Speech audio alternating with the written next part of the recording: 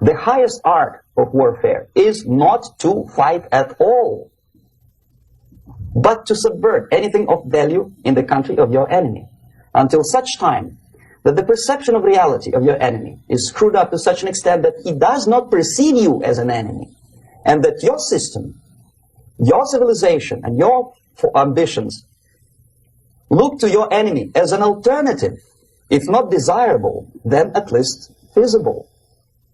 Better red than dead. That's the ultimate purpose, the final stage of subversion, after which you can simply take your enemy without a single shot being fired. The first stage of subversion is the process which is called basically demoralization. It takes from 15 to 20 years to demoralize a society.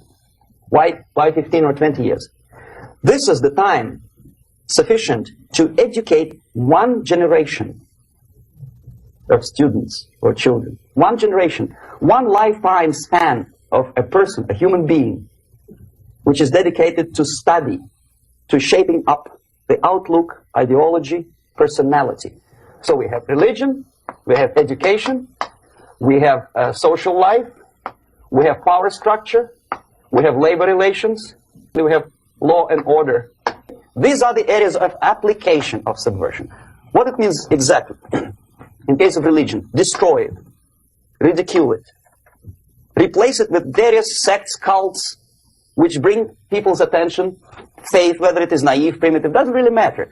As long as the basically accepted religious dogma is being slowly eroded and taken away from the supreme purpose of religion, to keep people in touch with the supreme being, that serves the purpose. Therefore, replace accepted, respected religious organizations with fake organizations. Distract people's attention from the real faith and attract them to various different faiths. Education. Distract them from learning something which is constructive, pragmatic, efficient.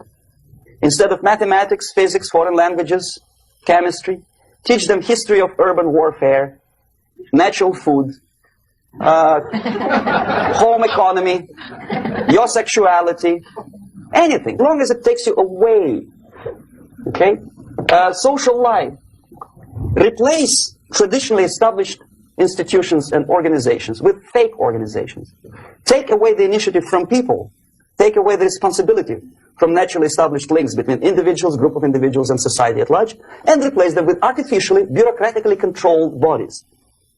Instead of social life and friendship between neighbors, establish social workers institutions. The people who are on payroll of whom? Society? No. Bureaucracy. The main concern of social workers is not your family, not you, not social relations between groups of people. The main concern is to get the paycheck from the government. What will be the result of their social work doesn't really matter. They can develop all kind of concepts to show to the government and to the people that they're useful. Power structure. Okay, the natural bodies of administration, which are traditionally either elected by people at large or appointed by elected leaders of society, are being actively substituted by artificial bodies. The bodies of people, groups of people, whom nobody elected. Never. As a matter of fact, most of the people don't like them at all, and yet they exist. One of such group is media. Who elected them? How come they have so much power? Almost monopolistic power on your mind. They can rape your mind.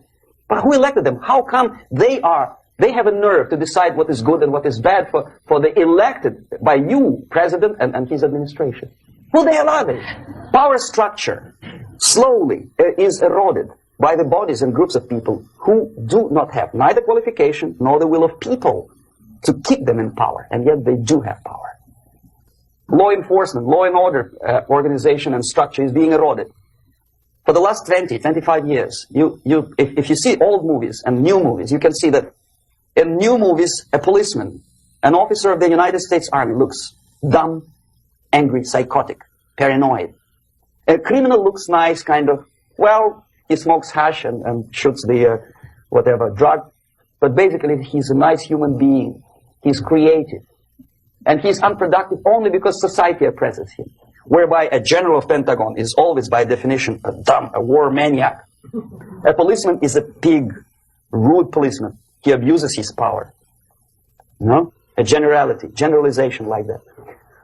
The hatred, the mistrust to the people who are supposed to protect you and enforce law and order. Slow substitution of basic moral principles, whereby a criminal is not a criminal actually. He's a defendant, even if his guilt is proven.